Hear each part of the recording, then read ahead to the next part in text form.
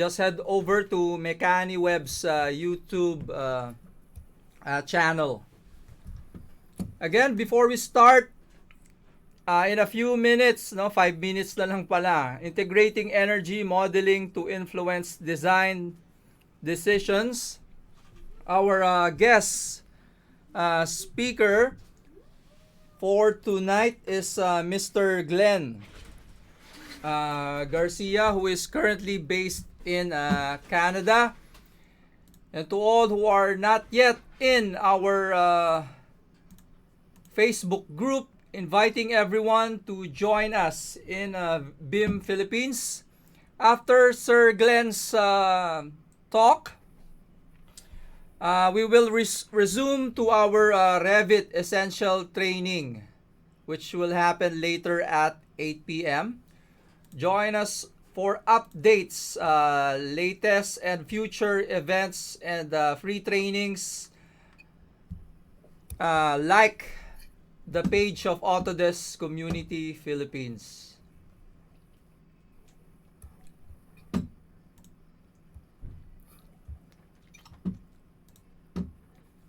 So, highly suggesting to everyone to grab their coffee and join us. Grab your coffee or beer.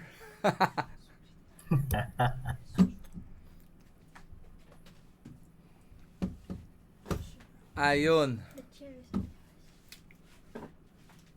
Can everyone see Mr. Ace video? Nakikita nyo ba yung mukha niya?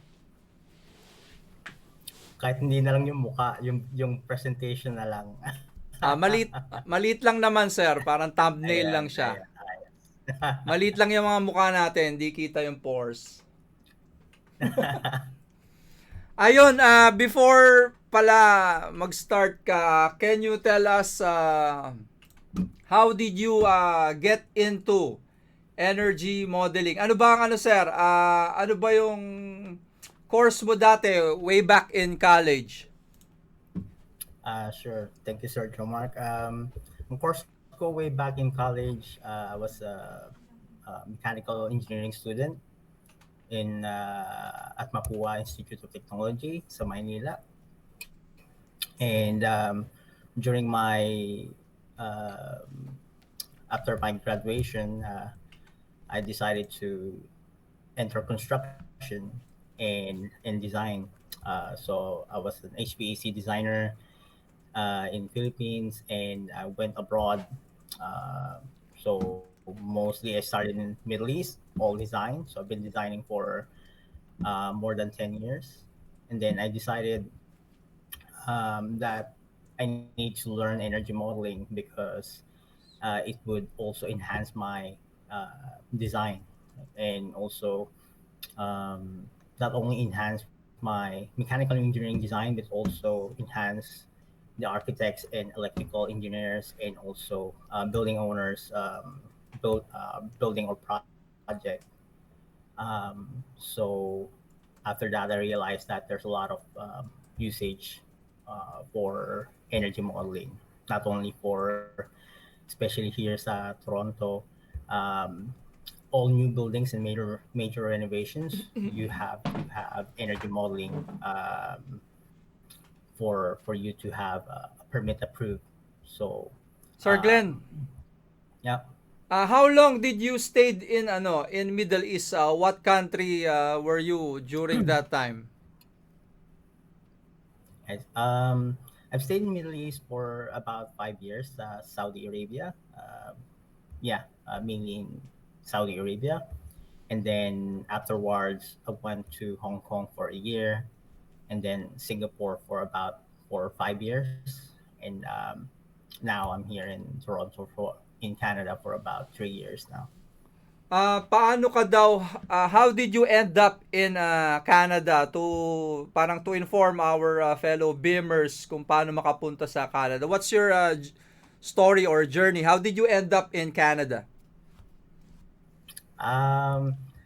Actually, when I got married when I was in Singapore, I really want to stay in Singapore. So to be honest, and when I got married, my wife is a nurse, and she told me that she wanted to go to Canada, and it's a decision for us, for both of us. We said, okay, sure, let's apply. So we apply, and she applied. She's the principal kasi mas madali ang nurse. Sa Mm. tingin ko, though I've seen a lot of people na kahit engineer nakaka-apply sa Canada. So that's my story here in Canada. Sir Ace, kailangan pa ba ng agency para makapunta ng when you're migrating to Canada or pwede you can do it on your own? You can do it on your own. Some people do DIY, pero mas mahirap kasi lalo ngayon. Noon, madali kasi mag-DIY papuntang Canada. Ngayon, mas magandang mag-agency kasi mas streamlined, kasi yung government minsan, lalo yung mga Immigration Canada, they really look at the papers. So kung may mali, sa application mo, tatagal Mm. lalo ang application mo. Like for us, kumuha kami ng agency, it took us like 2 years just to get approved. Matagal din, no? So Ah, yeah, so ano ba yan, sir? What's your status there? Are you, what do you call that? Citizen, permanent resident? How do you call it in Canada? ang status namin dito ay permanent residence. So resident kami dito. Um, and then for hopefully next year, then we'll have to take an oath for citizenship. Oh, Kasi it takes 3 years. mm. In comparison kasi last time we had a speaker from New Zealand. So, why what's the great thing, the advantage of being in Canada or being a PR there instead of other countries? Um, there's a lot of benefits in Canada. One thing is because kaming mag-asawa, we love to travel. So when we got our PR, it's easy to apply for like US visa, or we Mm. can travel in Mexico or Caribbean without visa. So that's one thing. And also, when it comes to like technology or engineering know-how or architectural know-how, people here, they're very smart. They have a lot of like software or engineering technologies na hindi ko pa nakikita, unlike before. So it enhances my know-how in engineering as well. Do you have kids? How many kids do you have? Gano'n na ba kalaki yung pamilya Ah, mo dyan? maliit lang ang family ko dito. We're family of three. So ako, si Mrs. Tsaka ang aking anak, 3-year-old daughter. Wow. So yeah. Do you need to study to enroll in an academic institution before getting a job, a work there? Is it necessary?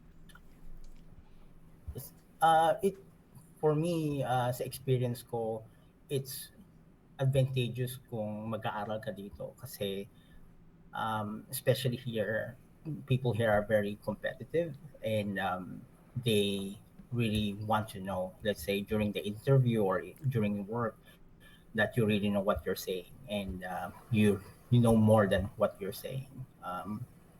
Kasi they've studied here, they're very competitive. So if nag-aral ka dito, mas na-accept nila yung experience and education mo rather than in the Philippines. Sorry to say, but I'm not saying that that's like that's the major rule. Like I said, I've studied in the Philippines as well. Um, I guess sinuwerte lang ako based on my experience doing energy modeling and design sa iba't ibang bansa. They accepted my experience and my expertise in doing energy modeling and design. If ever we become ano no, senior citizens, Would you decide to go back in our motherland or stay there until until you die? Ah, kasi nag-migrate din ang parents ko dito sa Amerika. So, Hmm. ang decision namin mag-retire dito. Though hindi ko naman sinasabi na hindi na ako uuwi. I would love to stay in the Philippines. But we would love to raise our family here and also at least malapit sa parents namin sa US.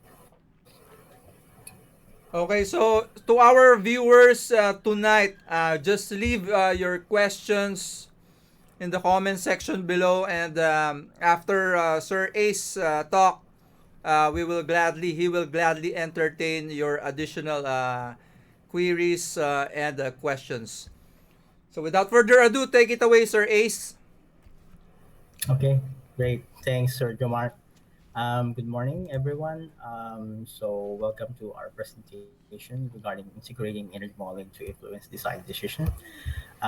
So, if you can see, every time I start my presentation, you can see the background. I always explain regarding the background of this. So, like all design, whether in project or even in life, so we started with this kind of graph or images where we have target at first, what are our targets, and sometimes we stumble and we'll have failures, especially in engineering on architecture.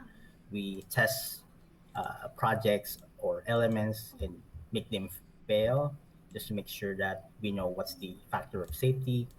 And then once we have failures, we'll diagnose what's the problem or what's the cause of the problem, and then we redesign based on that diagnosis, and then we end up getting the result. So similar in life, we have a goal. Sometimes we have discouragement, and we end up failing. We analyze kung ano man yung dapat natin gawin, and we study kung ano yung dapat natin gawin hanggang sa ma-achieve natin ang result. So the agenda for today is about introducing what's the energy modeling and what's the role of energy modeling in construction and even operation and maintenance. What are our energy design targets? Efforts versus saving. There's a graph that can show you what would be the effort and compared to the savings. Dapat pala sa ano? Design inputs and processes. So Hindi mo maano this yung one comment, would be hindi mo ma-flash. what would be our basis of design Pwede in naman sa group chat, developing pero our energy hindi kita model kasi, no? and Hindi ko ma-flash. the process of setting Good up evening. or like designing or process of Dikit.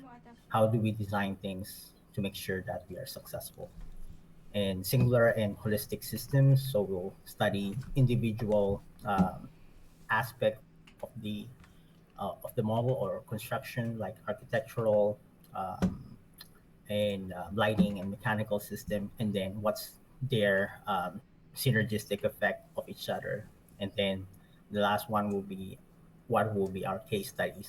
So I'll probably give you a couple of projects, probably two projects, uh, depending, might be even more. So I'll show you that before prior to the end of our presentation.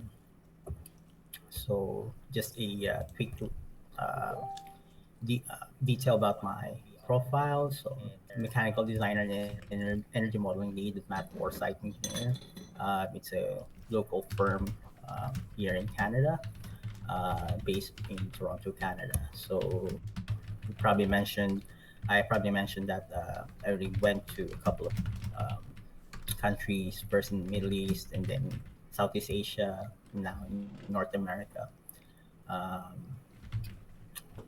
so going on the introduction. So what's being energy modeling or building energy modeling? It's actually a practice of using computer-based simulation to perform detailed analysis of either building energy use annual building energy use or studying energy systems. So we, as an energy modeler, we use mechanical, uh, mathematical model to represent the building by using what's the building geometry, what's the architectural facade, um, the thermal resistance value of each of the facade, and what's the internal loads and mechanical system inside that building. So the energy model actually um, simulates 8,760 hours in a year, where it's actually a dynamic software where they consider all the weather data, um, architectural building orientation, mechanical system, like what I said before. That's how we calculate our energy. So, um, first, in doing energy modeling, we use weather data where we gather, we use either EPW file or bin file from different organization. I can give you one if you want to know where can we get the weather data. So, for example, here I actually have the international weather data for Philippines in Manila, and you can even morph this well, considering um, what will be the probable weather in either 2020, 2050, or 2080, um, depending on the carbon dioxide emission from the outside. And similar here in Toronto. So we also have temperature for this 2016 and what will be the probable temperature for 2040, 2050, so that we can design our buildings from here. And of course, our buildings would last 50 to 100 years. So it's better to at least assume or predict what would happen to our building 100 years from now. So aside from the weather data, we also develop like simple box modeling where we show what can be Bago the mo, effects of shading or bago mo orientation in sila the building. accept, sabihin, So auto this we community do that Philippines. in the energy Baguhan mo, model, i-message mo sila about our and lifestyle. we also do all the geometry in the energy model and make sure that, for example, the window to wall ratio, whether it's 40% or more, 70%, especially like architects love a lot of glazing so that they can have more daylight and even enhance productivity in the office or school. Um, so we take like all the architectural information, like walls, what's the R value of the wall, and what's the R value of the roof, um, floors. So we take that into account in our energy model. So especially this one is especially uh, ab- applicable for high-rise buildings where we have stack effect. Like during winter, there's a big effect on stack effect and even summer, and also natural ventilation. If there's any like operable window, we also can Ah, simulate that in our energy model. oh. Um, Mm-mm-mm. we also Sabi mo, sa group um, chat. look into lighting. Ayoko to. Say Next time, di natin lagay sa what group are the page dapat to. advantages of LED lights compared to like regular bulb or fluorescent lamp. So you can probably look at different lighting power density and receptacle equipment power density in either office or in this case, let's say you have external lighting, like this one in Times Square in New York, where you have um, a lot of external lighting, and even once we went inside the building, you can see there's a lot of lighting. So if you're a building owner, how can you make sure that you can save money and still like or give the customer a better customer satisfaction or comfort in designing our life. So we consider that in our energy model. Of course, buildings or all buildings, like even houses, have occupancy. So we plot up what's the typical. There's a recommendation for ASHRAE where they give you like weekdays and weekend, Saturday and Sunday occupancy for either office, hotels, hospitals. So there's a different kind of profile. This is a typical profile that they have done based on their study. So, like for office, where you people will start to go from 8 a.m. and then take lunch at 12 to 1, and then continue their work from until 6. Well, in Philippines, might be even more. So this one is just a typical profile, but in our energy model, I-share ko we yung can YouTube always link. this one to suit what's the actual Ah, operation. magyan yung YouTube link.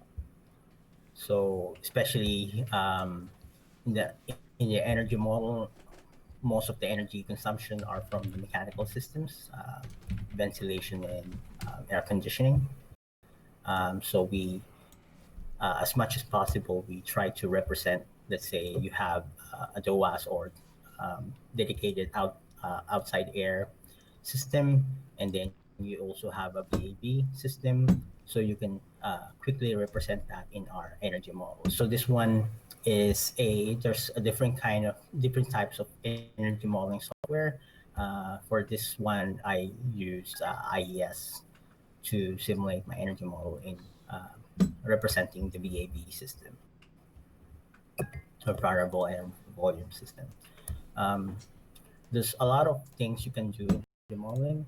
You can also study PV analysis. So let's say you have a roof or um, a structure that you want to use the PV. So because there's a lot of like shading in our in buildings, and even let's say if this building have an adjacent building which is taller, and there's they might cast a shade in the structure, so that we once we run our energy model, we will know what's the hours per year that this this roof or structure is exposed. So we will know what's the suitability of our PV panels. So energy targets. So we have an energy model here. This is done in IES.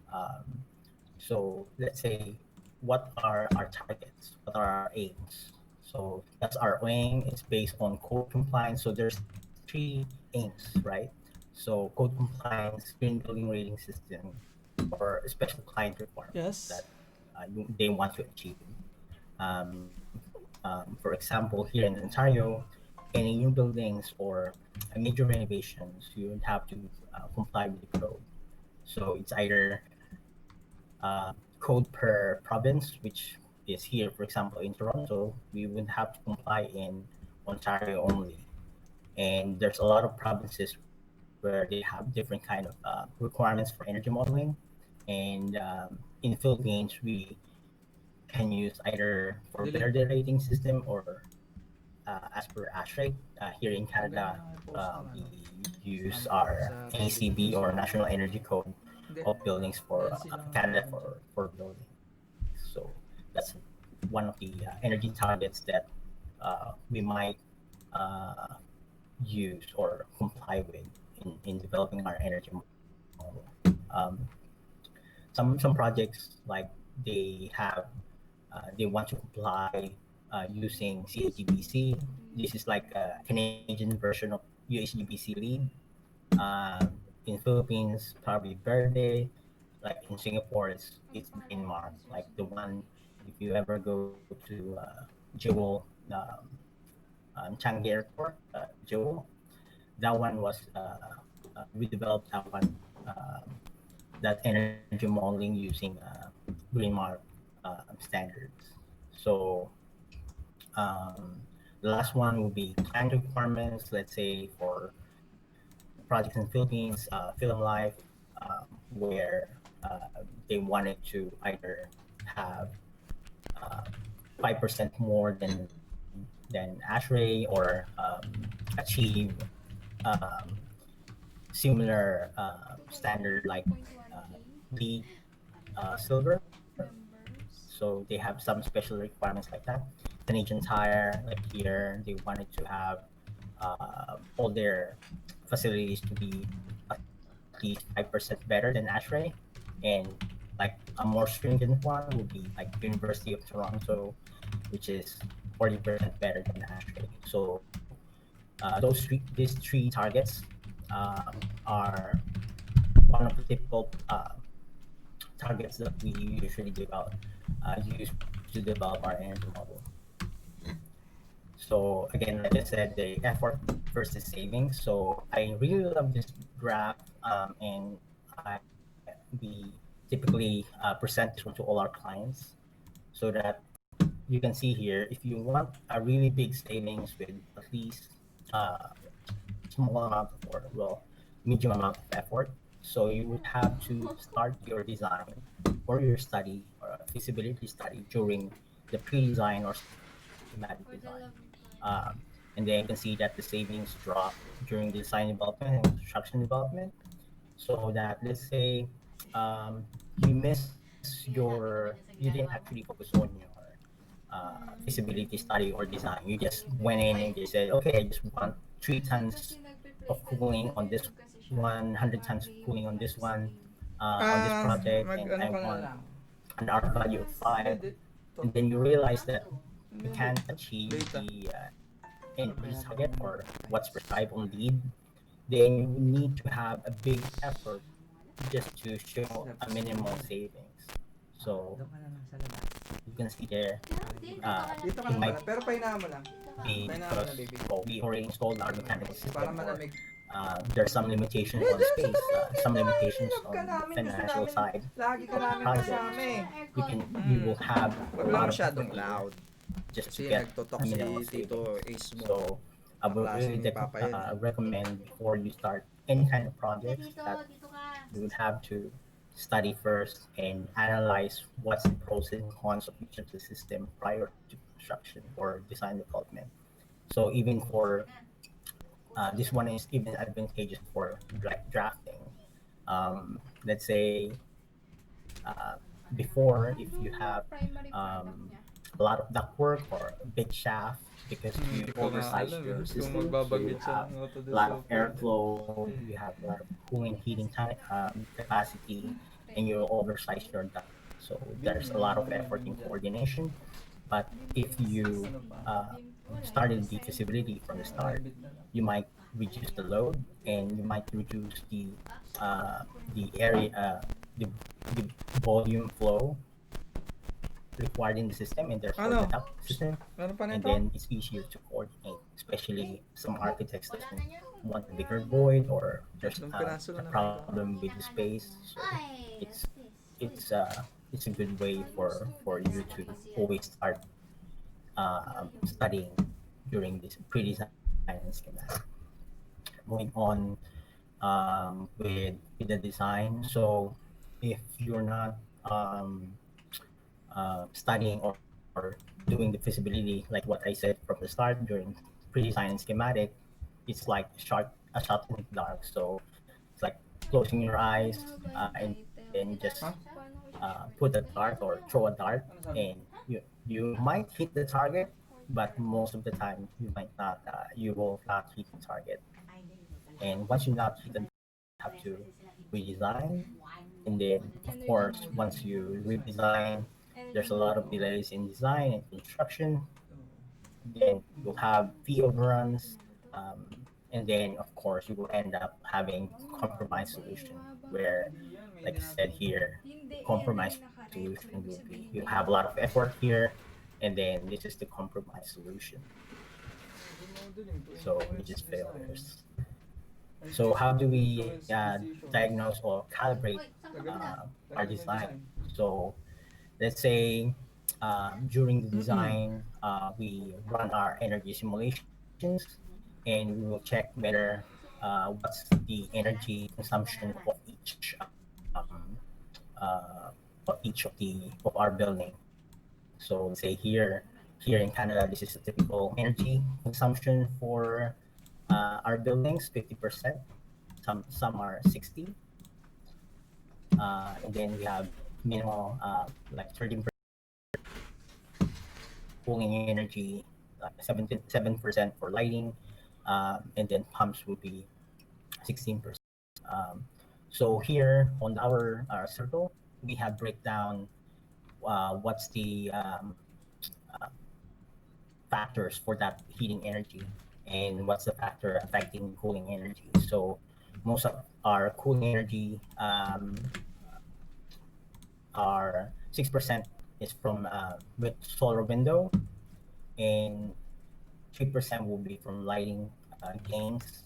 Um, Other one will be from outside air and occupancy gains, and this 1% is just from wall conduction. So this one, the way we diagnose our system from our project by using energy model is, let's say you have a building in Toronto or in the Philippines, and you have this much energy.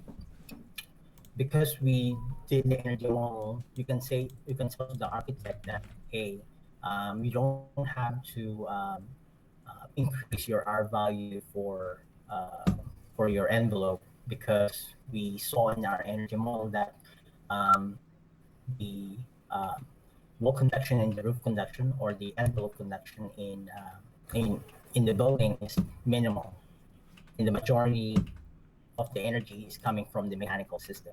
So in this way, we can see that, okay, we don't have to focus on the mechanical or the on the architectural aspect or building envelope aspect of the building, but we do have to focus on the mechanical portion where, let's say here, we would have to use either energy recovery to transfer heat, so we don't have to use a lot of load on our fan cool unit or air handling unit, or we can use like any kind of passive design just to reduce this amount of outside air preheat or supply preheat.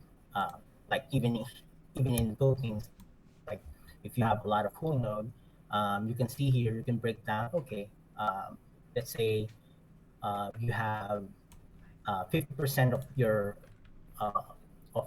the building is from the cooling load, and out of those, 10% is from lighting, and the other percentage, let's say 50% is from outside air. You can see that um, based on in this graph, you can have a clear diagnosis where, okay, we would have to reduce our lighting because our lighting is like 10% based on the 50% based on the total cooling load. So you can reduce your load based on this graph. So again, how do we calibrate not only our energy use but also our energy emission, carbon emission, and energy cost. So how do we calculate those? So once we have our kilowatt hour or cubic meter of gas in our energy modeling result, so we'll have to multiply that by emission factor for each of the electricity and natural gas. Here in Toronto, we have very good emission factor for electricity, like 0.05 kilowatt hour per kilogram, but we have not so good emission factor like zero point 0.3 kilowatt hour per kilogram. If I convert that, probably around 0.03 cubic meter. And then after that, we'll have the kilogram CO2 of carbon emission for each of the fuel source. Same with the energy cost calculation. Let's say the one we took from Meralco or Toronto Hydro or Enbridge. This one is from gas. So we'll have our electricity in kilowatt hour or kilowatt, uh, and then multiply by the consumption cost from the bills, and then you end up having the electricity cost or annual electricity cost for that project.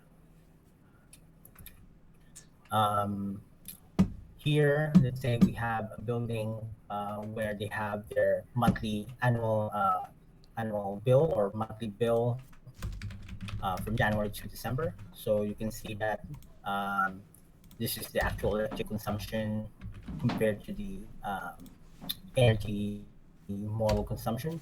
So this one is, let's say you have an actual building where they wanted to implement some energy conservation measures, like before they don't have any heat recovery or energy recovery ventilators, um, and you want to model that. Before you model something, you would have to know what's the baseline or the reference point for your project. In this instances, your reference point is what's the actual or the current operation of the building, and then once you know the current operation of your building based on the results of your energy model, then you can implement what's the energy conservation measure that you can place. Let's say they want to implement what's the cost, uh, what's the ROI of or return of investment in placing double glaze or triple glaze uh, in their glazing system, or they want to improve their wall system to have additional resistance value to reduce the load. So you can see that once you implement that, there's a drop of energy, either oil or gas consumption, especially if you're in a cold climate country. So, like I said, it's always prior to starting your project. Let's say if your project have some a target of achieving net zero emission design.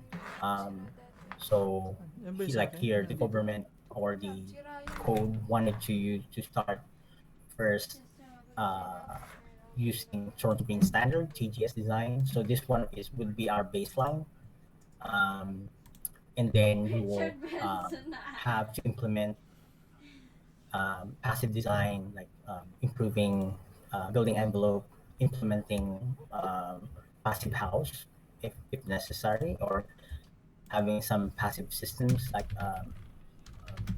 round duct system, um, energy recovery, and you can see once we implement that, the energy, this is the energy divided by the gross floor area. So you can see that it's starting to drop along once we implement each of the individual systems or designs that we want to implement in the project to achieve the net zero. So you can't achieve net zero without having a further study. Let's say even if you say, "Oh, I wanted my wall to be R30 and my roof R50, and I have the most efficient mechanical system," you don't know if you can achieve net zero without doing energy modeling. So it's always better to do energy modeling prior to start your project. And like I said, for you to calibrate the system, you would have to balance the energy, the annual energy consumption of the building, what's the energy cost consumption of the building, and what's the GHG emission of the building. So design and inputs and processes. So these are our typical process, what we do. So we're a mechanical firm, but we always wanted to make sure that we are coordinating properly with all the trades. So um, in this one, if you're doing energy modeling and if you want to help the architect, um, you would have to uh, make sure that you tell the architect that what they are doing is as per our goal. Because sometimes, especially in construction, we are sometimes work in silos. That okay, the architect just work on their geometry and their building, and then mechanical just work only on loads, and they don't care about what will be the effect on the electrical or the architectural.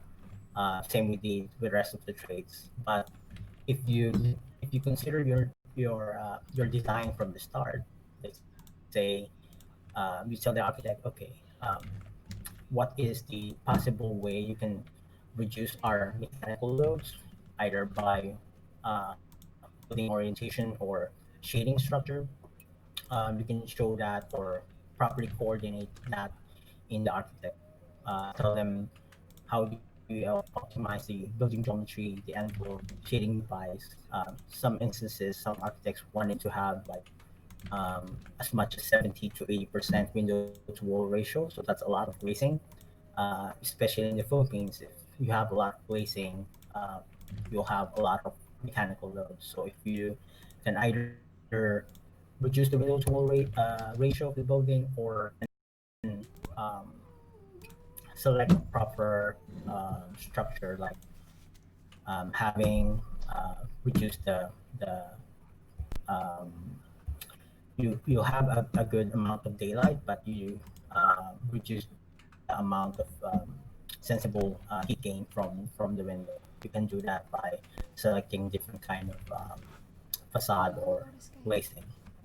And therefore, once you optimize the architectural, you Ano? go to the mechanical loads, where you'll have Hindi ko reduced alam. amount of Ganun ba building katagal? loads, 6 to therefore 7 dapat. reduce amount of Oh. equipment, Pero magla-live ako equipment 30 size, and minutes then of before course the once you ref. reduce Kasi, the size of the equipment, it's better for the architect separate na live and na the lang. Oo electrical, nga, separate Para live. di and Kaya you nga mahaba. have tinatanong a kita more kung anong efficient system. oras. You can select a more efficient system.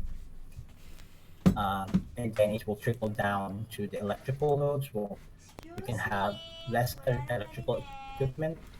So because majority of the electricity is coming from the mechanical, and once you reduce the mechanical system, you'll have reduced amount of electrical system, and therefore it comes from it goes to trickles down to the energy cost. You will have less energy cost for the building, and also initial cost, first cost, and then a big amount of return of investment. And it Pwede will naman tayo. lastly it will trickle down to the energy use, and small you have less greenhouse gas emission. So you can see on the right side, um, though all the trades will trickle down until the energy, but going horizontally, you can see that each of the trades will have to brainstorm, analyze, research, strategize, and test the system for each of the way. And you can use that by using energy model. So this one is sample of individual measures. Let's say this one is a typical commercial building in Toronto. I don't, sorry, my all users don't have um, a case for the Philippines. Hopefully next time I might create one. So these individual measures where we look at individual glazing or facade structure, like you can see here. So it's small. So this one is individual facade that the architects wanted to study, and based on individual facade, you can see that some of the, like this one had a BIPV, like building integrated like PV panels in the facade of the building. You can see that there's a good, like a small amount of savings there, and because there's a small window to wall ratio and a good amount of resistance value on the envelope, you can see that there's a drop of energy there. So that's one uh, one thing you can tell to the architect, that, oh, you can use this facade information based on our study. It has the smallest amount of energy. And same for the behavioral. Let's say the building before only have fluorescent lamp, and now you decided to put like a lot of LEDs or occupancy sensor or smart thermostat. You can see that by analyzing each individual system, you can see what's the end result in the energy model. And same for the rest of the mechanical system. Let's say you have solar wall, or you have chiller, high efficiency chillers or modular chillers. or you have a district cooling or heating, you can easily um, simulate that in the energy model and see what's the end result. And these are the individual models. But let's say if I took one system, one let's say one uh, architectural information or building envelope information, and then I add the um, smart thermostat, and I also add the efficient chiller. We can see this one is on the holistic, where we have added, let's say, we have the case one. Uh, so we improve our building envelope here from the baseline. This is the reference point, this from the existing building, and then once we reduce the building, we improve the building envelope. We can see that there's a drop on the heating side, and once we reduce just the lighting load only, we can see that there's a drop on the lighting energy. And if we just reduce the mechanical loads, we can see that there's a drop on the cooling and heating energy. But what if we add all of these? So in the holistic sense, you can see that there's a further drop on all the loads. So if you went from the baseline down to the consolidated case for all the system, you can see that if I implement all of these, I can reduce my energy by 40 to 50% or 30%, depending on the studies that you have done. So this one is a typical study, which we have done just this year. So the client is asking about um, what will be this is an existing uh, historical structure, and they have they don't have a heating system here yet, and they're looking for two systems that can be applied in this project. So one is the possibility of having natural gas hydronic boiler, and the other one will be ground source heat pump. So you can see, because the hydronic boiler, let's say the maximum efficiency of the hydronic boiler for condensing boiler is will be 94%. So you can see this is the energy of the hydronic boiler,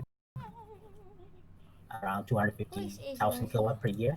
But because the ground source heat pump had a higher efficiency, usually a COP of 3.4 or 4, then you can see that, uh, our ground source heat pump is more advantageous in this building, where you only have like 75,000 kilowatt hour per year. So there's a huge reduction in energy. But in comparing the hydronic boiler, um, the cost of the hydronic boiler is um, really small. So annually, you only pay about $5,000 per year using hydronic boiler, and for the ground source heat pump, you pay around 17,000. And the reason why is hydronic boiler use natural gas, and natural gas here in Canada or in Toronto is very cheap. And the ground source heat pump uses electricity, and electricity here is very expensive. So you can see that you would have to pay like 3 times more and achieve the same heating capacity in the building. But the advantage of ground source heat pump is it emits low carbon, because electricity here, like I said, they have very good emission factor. So you have like 50 or 100 kilogram of CO2 per year, as compared to, because we're using natural gas in our hydronic boiler, we use around 45,000 kilograms of CO2. So that's a lot of emission. So if your project is considering like environmental friendly, so there's a lot of factors you have to consider. So this we have relayed in our client and say, okay, so these are the pros and cons of our project of the project in Quiet mo na utilizing please. different kind of systems. Quiet mo na. So if let's say they could not still decide on what systems that they want to do or what design they want to do, so we can actually implement different kinds of hybrid systems, like maybe having some hydraulic boiler plus some additional heat pump on each kind of system just to make sure that you have the balance of the GHG emission, the energy cost, and the energy consumption. So this one, again, one typical study for this one is provided. We submitted this project for permit, um, where we have to comply for NCBO National uh, Energy Code in Canada for buildings. So our reference code here is NACB. So these are the envelope and system uh, information. So we have building envelope, system level for air handling unit, and we have the space level for lighting. So our proposed case, which is our design case, are this based from the architectural information, and we would have to compare that whether we comply with the code um, by using energy model. So when we use our energy model, this is our energy breakdown. So our reference case is this one, 4,680 millions BTU. And our proposed case is less than that. So we have 15% energy savings as per NECP or in lead as per hash rate or as per the actual building. It depends on the target that we want to achieve. So in this case, we want to achieve the code compliance or the building permit. So we have to display that we are more than the energy code required in Toronto. So we also show that not only we have a better energy savings, but we also have less gas emission because that's one factor of the building code here or building permit that you have to be better in terms of energy consumption and also in terms of emission. So they have approved this project to continue construction because as per design itself, we have showcased that we are better than what's specified in the code. So that will be our end of our presentation. Thank you very much. Yes. Let me know if you have any questions with regards Matay to na ma'am oh. our Wasak na. presentation. Thank you.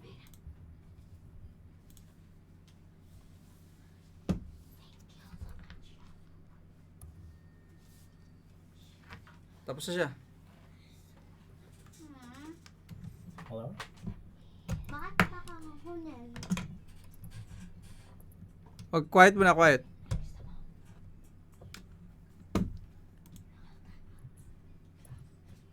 Hello? Ayun, hello.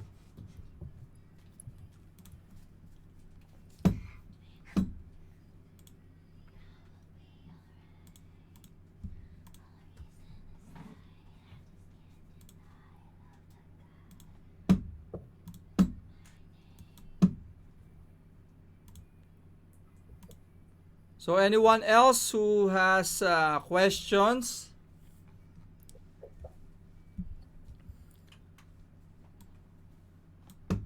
Ayan, our first question from Sir Francis. Do structural engineers have participation in energy modeling? That's a good question. To be honest, no, but it does affect your structure. So let's say during our energy model, um, we have reduced the amount of load in the building based on our energy modeling, and design. So let's say the architect improved their building facade, which reduces the load, and because mechanical systems or mechanical equipments are very heavy, so if we reduce the amount of load and the weight of the mechanical system, it does improve your structural. Same with the electrical system. So indirectly, um, it helps the structural system if we do energy modeling. Ayun, another one from Duke Daniel Monsalve. Would love to know how you started learning about energy modeling. How did you start daw? I see. That's a good question. So when I was designing in Hong Kong, so I just designed plumbing and HVAC system, and I really love doing design. And we have one energy consultant that explained to us that, hey, you can improve your design by using this kind of software, which is IES that time. So he showed me the effects of energy modeling, and when I was looking at him, I was amazed, and I was thinking, wow, this guy is so smart. Ang tali-talino niya, and I really want to be like him and learn how do I improve my design in doing energy modeling for lead and for energy conservation measure.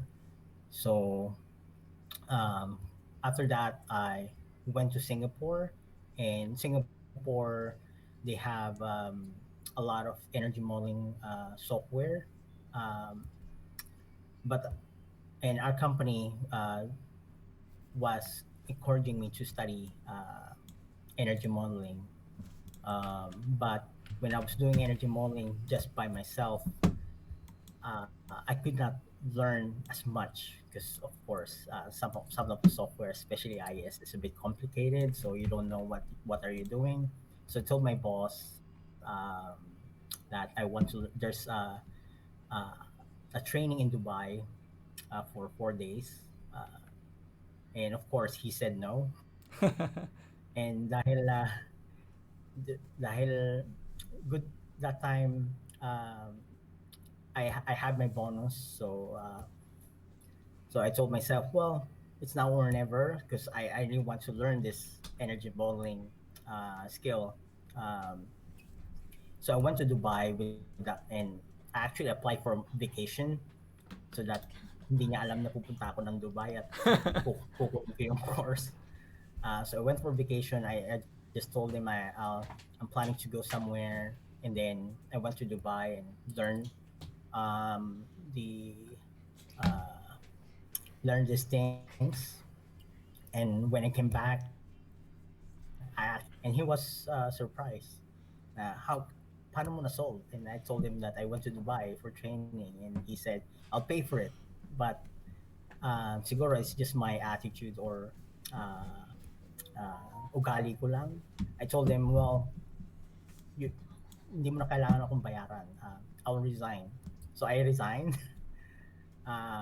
But I went to an energy modeling firm called Atelier 10. And my boss, who's very proficient in energy modeling, taught me how to do way more advanced energy modeling um, tools and analysis. So natuto ko mabuti doon. And because like I said, my wife wanted to, I really want to stay in Singapore, but since my wife really want to us to go to Canada, so I went here to do energy modeling and design. So that's how I got my energy modeling profession. How did you end up daw in MAT Foresight Engineers? Matt Forsyth. Yep, yep. Uh, um, so ito kasi medyo complicated, no? So when I came here, I was working in RWDI. It's a good firm. It's almost like a Telia 10. But because they only do energy modeling, I really want to do both. So I told them that I really want to do design at the same time energy modeling.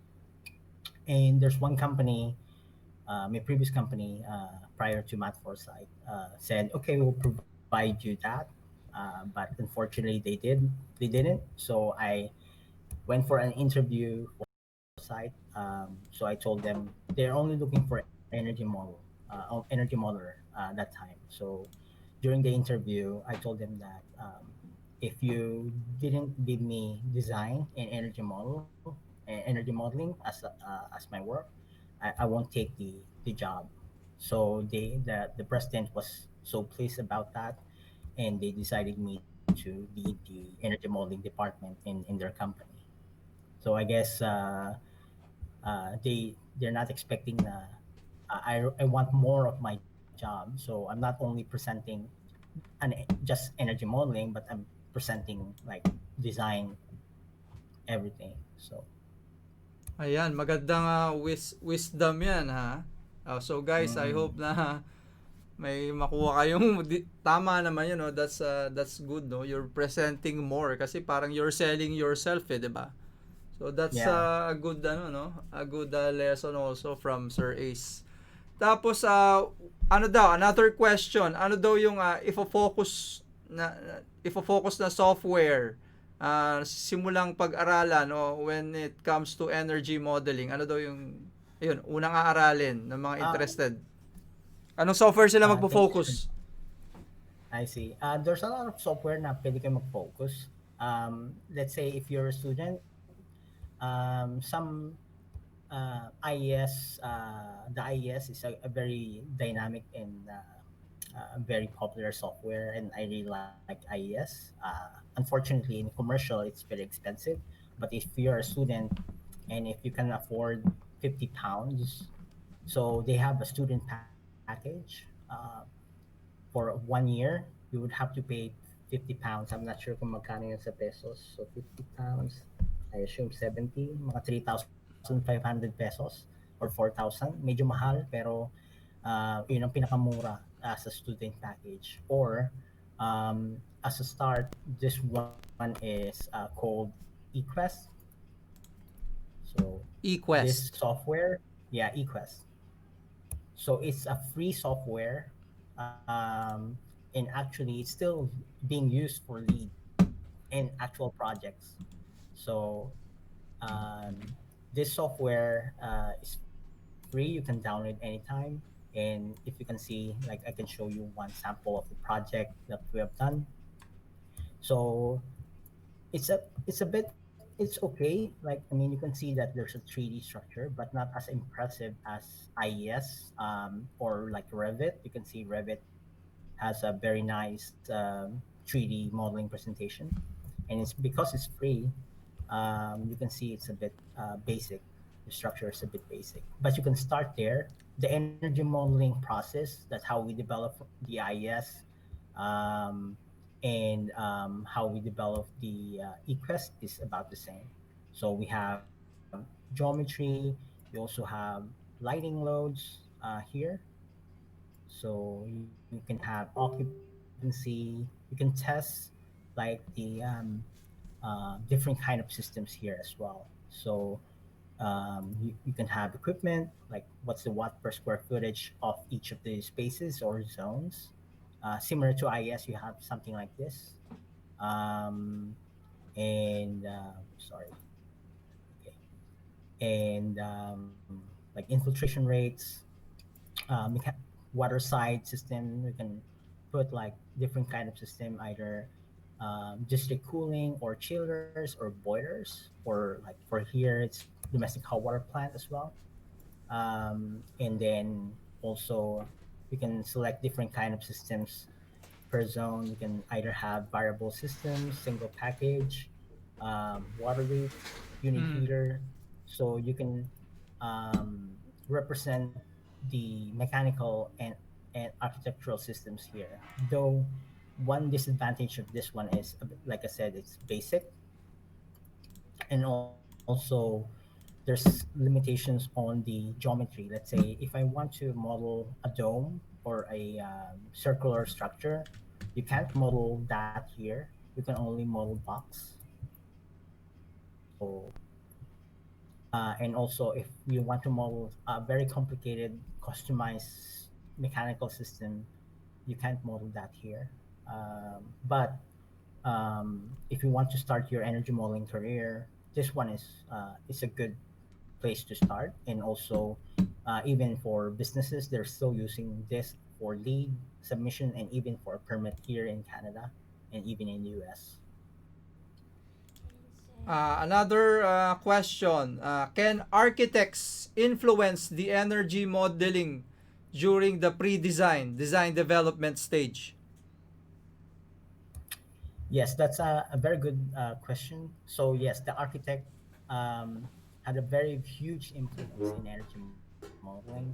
So prior to your design, whether you want your buildings to be horizontal, to be in horizontal structure or vertical structure, you would have to use energy model to develop your shape or your geometry. So just to make sure, let's say, okay, if I want my buildings to be this kind of shape, what will be the advantages? So if I rotate the orientation of this building, what would be the energy consumption or loads for your building? Also, you can play with the facade or shading structure. So if I want to have shading devices on this kind of facade or this kind of uh, um, orientation, you can do that using energy modeling. Ayun, ako share ko lang no, parang sa akin ang key takeaway din sa share ni Sir Ace no is tama naman eh, always level up. Wag mong iti-take for granted yung ano no, matututo ka at mag-aaral. Yung minsan kasi mostly sa Filipinos eh, imagine nyo yun. Kung ikaw ba nasa situation ni Sir Ace pupunta ng Dubai gagastos ng training sarili niya pera, gagawin nyo ba yon, 'di ba?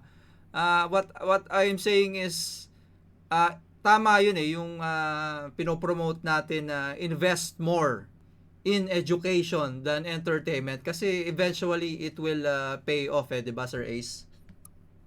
Yes, tama ka dyan, Sir Jomar. So, um, considering the time nung nagpunta ako sa Dubai and nag-invest ako sa sarili ko, after that, when I solved the problem on when I went back sa Singapore, my boss was surprised and he wanted to pay back the investment that I spent. So, kung tutusin doon pa lang, nabawi mo na yung investment mo.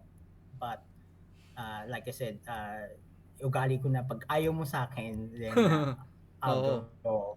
Kung ayaw mo mag-invest sa akin, then even without me accepting the reimbursement, I actually um, get that in more in direct or indirect way, like having higher salary, true. demanding the Mm. job that I want.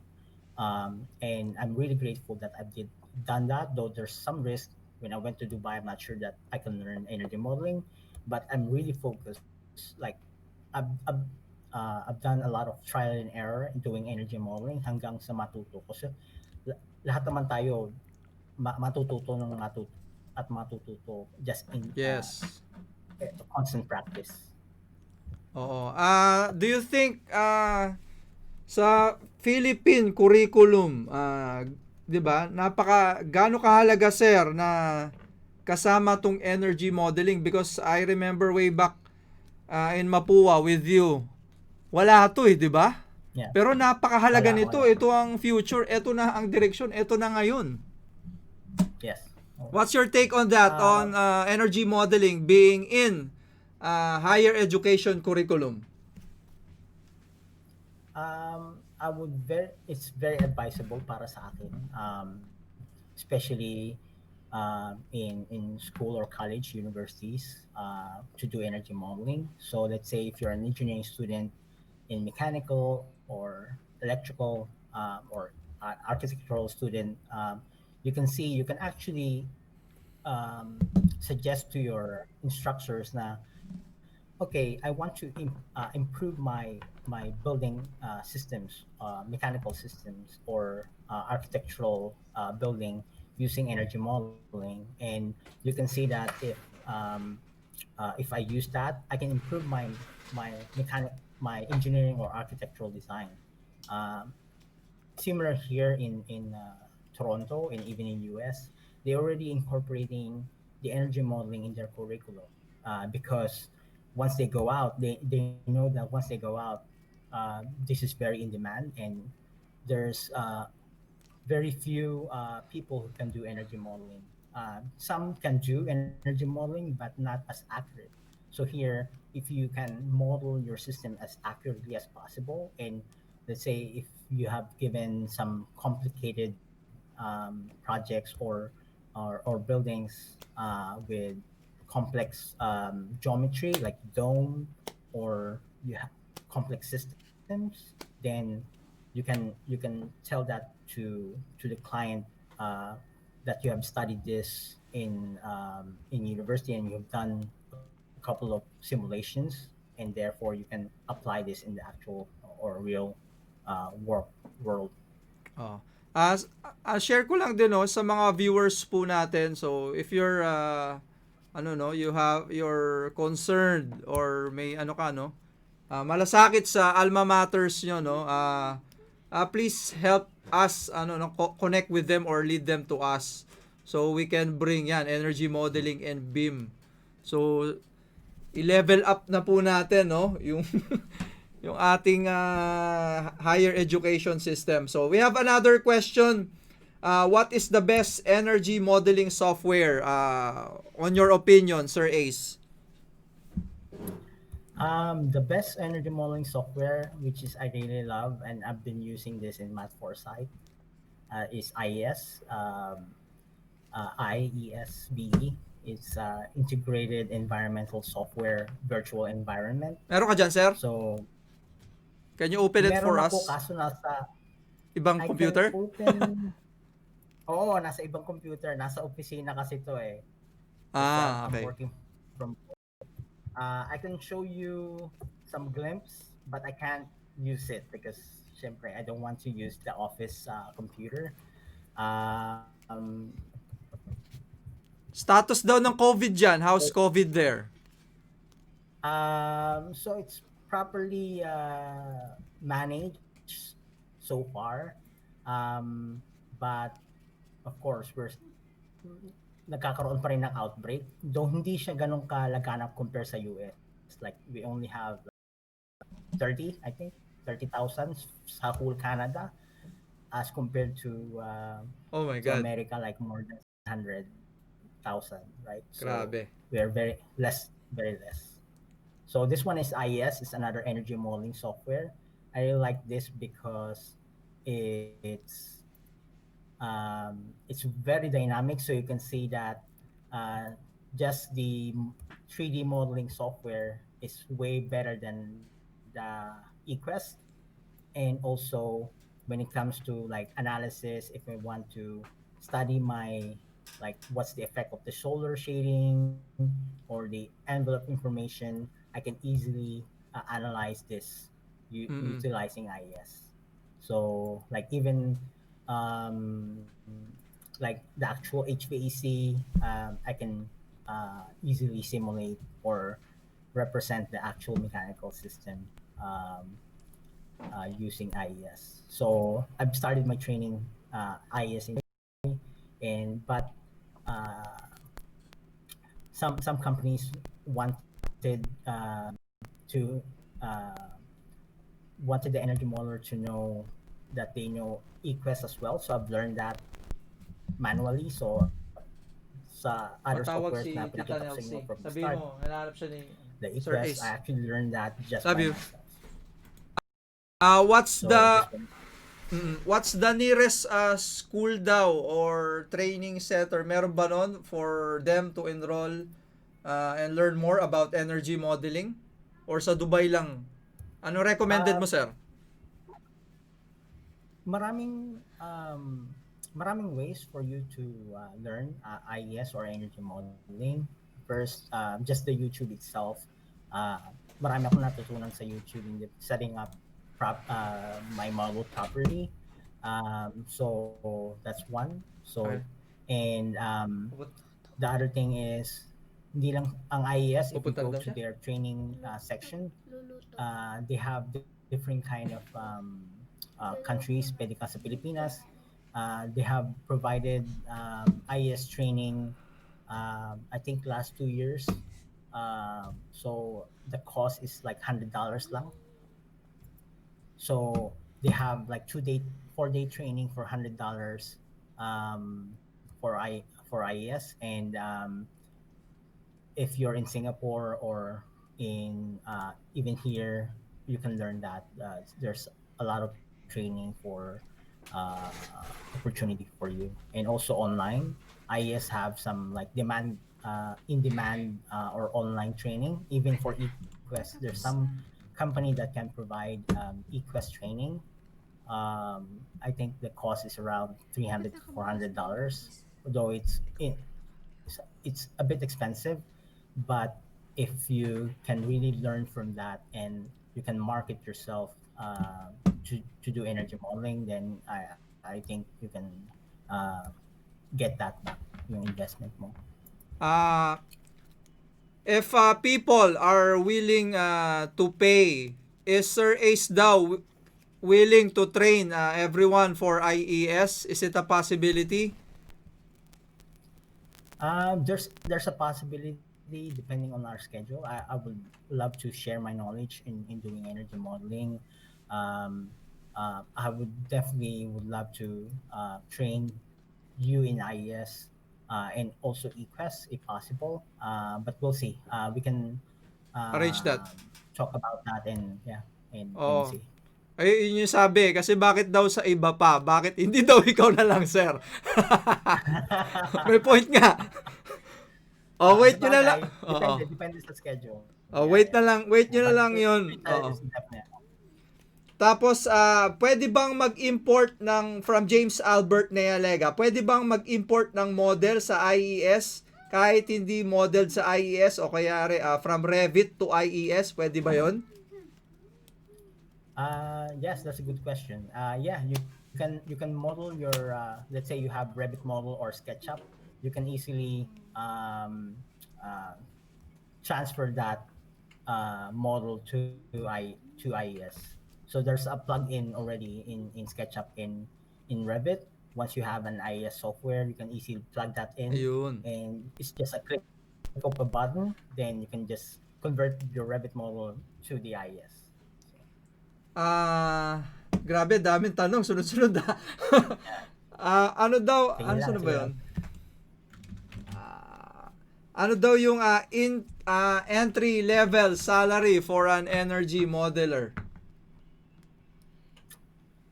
That's a good question. Depende kung saang bansa. I would start here in Canada. So the entry model, um, the entry energy modeler, like graduate level energy modeler, uh, salary per year is about $55,000. Canadian? And in USD? Singapore, Canadian, yes, Canadian. So $55,000 per year. Kano yun? Philippine peso per month? 55,000 times. So around 2.2 million pesos per year. That's the entry level. Entry level pa lang yun, guys, ha? For Canada, yeah. For Singapore, it ranges from 3,000 dollar per month Singapore to around $5,500 Singapore. So $5,500 Singapore, I assume it's 37. So around 200. So 3,000. Around 110 to 200,000 pesos per month in Singapore. Ayun, guys, pwede na ba sa inyo doon yung mga yung mga naghahangad diyan? Ayun, is there a minimum size requirement of a building or project to be subjected to energy modeling? That's a good question. So far, ang sagot ko wala. It also depends on your computer capacity. So, if yung computer mo ay, let's say, i3, i5, then there's some limitation on the size. But so far, based on my experience, kahit sa Dubai or sa Saudi, walang ganong kalaking building para hindi ma-model. Sorry, labas na labas ang Facebook ko. So, um, so that's it. But for let's say some projects you would have to split up, like the one we did in Kazakhstan. The project is so large. It's a like 5 high-rise story building, Kazakhstan? 50 to Kazakhstan. Yeah. Grabe. So it's a 5 or 7 high-rise story building. Minimum will be 30, maximum will be 80, and there's a lot of rooms and zones. And there's a podium, like 3 or 4 levels podium, and like 5 level car parks. So it's a big project. So what we did is we split up the building as per high-rise building, and then the one building is uh, per podium. So we have 6 models, like no, 8 models, like 7 high-rise buildings and a podium and a car park. From Sir J.M. Brazal Alonso, are you still challenged by the work you have and the projects you're involved in? Or piece of cake na lang sa'yo yan? Uh, Actually, to be honest, until now, all the projects that I've done is still a challenge, kahit maliit, because sometimes, let's say, the system is pretty basic. Let's say you have only FANCO unit and you have a typical box building. Once you run an energy simulation, to me, the easiest, ang pinakamadali as an energy model is to set up. Like you put in all the lighting power density, all the building geometry. But once you run the simulation and you look at the results, you would have to analyze whether is this data makes sense, or is this result make sense? Is the VAB box modulating as per design, or is the temperature in the room as per design? And if not, why? So the hardest thing as an energy modeler is to analyze. The easiest thing is to do the inputs. Marami sa ating mga kapamilya sa BIM ay hindi pa familiar sa LEED, no? Can you share us about LEED, and is it worth it to be certified in LEED? Yeah, that's a good question, Sir Jomar. Um, I would say it depends sa company mo. There's some companies that doesn't require you to be lead, and they have minimal projects for lead. But based on my experience and as for your career, if you know, if you can pass the lead AP, especially here, if you want to go abroad, credentials Matter. matter. So yeah, so if you have lead AP or any kind of credentials, especially if you want to go abroad, it's better. So like in Singapore, like once you have a lead AP or green mark professional, then you can market yourself to Singaporean employers and even abroad. Let's say if you want to go US, or especially here in North America, US and Canada, like lahat kami dito may lead AP. Because before, I was thinking, well, special ako kasi may lead AP ako. Then I realized when pumasok ako sa iba't ibang company, like, oh, it's really common to be a lead AP now. So to me, it's real advantage. How about Fitwell? What's Fitwell daw? Fitwell is like um, well AP. So if you're a well AP or a Fitwell, it's about wellness. So once you design your architectural building or your building, you will have to consider what's the occupant inside. So how do you make sure they have a good thermal comfort, a better daylighting in the building, even food, zoning or spaces required for each individuals. So yun ang ginagawa ng Fitwell or Well AP. It's all about wellness. Last question, what are the implications of actual energy costs during operational stage of the project? Ano daw yung implication plus pag mas mataas yung ano no, yung actual kaysa projected sa energy model, is there an acceptable tolerance? That's actually a good question. There's a lot of instances na once you run your energy model during design, you have this kind of energy consumption estimated.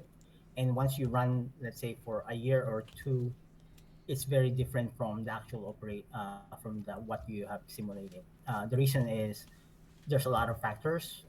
First, like the weather data itself. Let's say assume the weather data during 2009, and Hindi, because tapos na. you Ako na, only tutulog estimated ako. or 8 o'clock Oh. you only assume the weather data based on what would be the probable temperature or humidity in the future.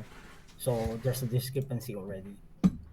Second is probably the architectural information that you have in place. So during design, you have an R20, but kung ano yung na-install, what's in the building, it's different. So you have to make sure that you have considered that. Like mechanical system, probably the mechanical system, they have operated that in a different way. Because like I said, yung energy model mo, let's say you assume as per ASHRAE, but on the actual operation, it's slightly different. So they probably have a longer operational hours or like even infiltration rates, like ang door sa main entrance bukas ng bukas. So there's a lot of infiltration that's coming inside your building, therefore increase your energy. So there's a lot of factors. So once you consider that, so once you go to your site investigation, you'll have those information, and then you'll have to reflect that to calibrate your energy model. Mhm. So the tolerance value for that, once you calibrated your energy model, is probably um, 10%, plus minus 10%. Is LinkedIn daw useful in finding jobs abroad? That's a good question. Yes. Based on my experience, yes. When I was in Middle East, um, there's one headhunter from Hong Kong actually reached out to me via LinkedIn. At first, akala ko baka Spam lang. scammer. Oo, scam. Yeah. And then I actually hindi ko siya masyadong pinansin, and then until I realized, okay, let's give it a try. Let's see if this is true. So I went to the interview with the employer, and then I was thinking, well, interview lang naman, wala naman sinabing babayaran ako. But maniniwala ako kung totoo once I received my work visa in Hong Kong. And Oo. then after a few weeks, I got my work visa, and yeah, and then I realized na, oh, totoo pala to. So even not in Hong Kong, um, even in here in Canada, when I was applying, I actually reached out to a company here in Canada, and after 2 weeks, someone called me. When I got my immigration visa, I applied online and via LinkedIn, and then after 2 weeks, I got a call from someone. He wanted to just chat, and then after two chats, and then I have another two interviews, and then so before we went here in Canada, may trabaho na ako. Ayun. So guys, ayan ha. From Sir Ace na yan. So ayun, isa yan sa testimonial on why we are all encouraging you guys to be more active in LinkedIn than Facebook. Okay? So, sa mga young ones po natin at saka sa lahat, sana po may natutunan po kayo and we're hoping in the future, 'di ba? Give back to the community if you learned something from here, no? With this talks by our sharers. Sana po in the future pag kayo po ay naging veteran na, naging malupit din, please share it din, no? Please share your knowledge to the next generation, no? To the young ones. And ayun, let's move our dear Philippines, our country forward with BIM. So in behalf of BIM Philippines, sir, Mapua alumni, batch 2000. Thank you so much, Sir Ace. Alam, this is pang ilan na natin to, no? Hindi ka, you never, hindi ka napapagod na mag-share ng knowledge sa ating countryman kahit na ikaw ay highly successful na dyan. So, maraming salamat po. We appreciate it so much. And to our fellow BIMers, our members in the community, if you think itong series po natin na to, free trainings ay beneficial po sa ating countrymen or someone you know, please invite them to our community. Thank you so much, Sir Ace. Any message, sir? Sure. Thank you, Sir Jomar. So if any one of you wanted to reach out, you can search me in Facebook or LinkedIn, or you can email me directly at engr_acelingarcia@yahoo.com. Anong oras na ba ngayon dyan, sir? Oras na ba? 7:30 ng umaga. Ayan, sige. So, hindi mag-breakfast ka na, sir. Again, thank you so much, Sir Ace. Stay safe. God bless po. Thank you, Sir Jomar. Thank you so much, all of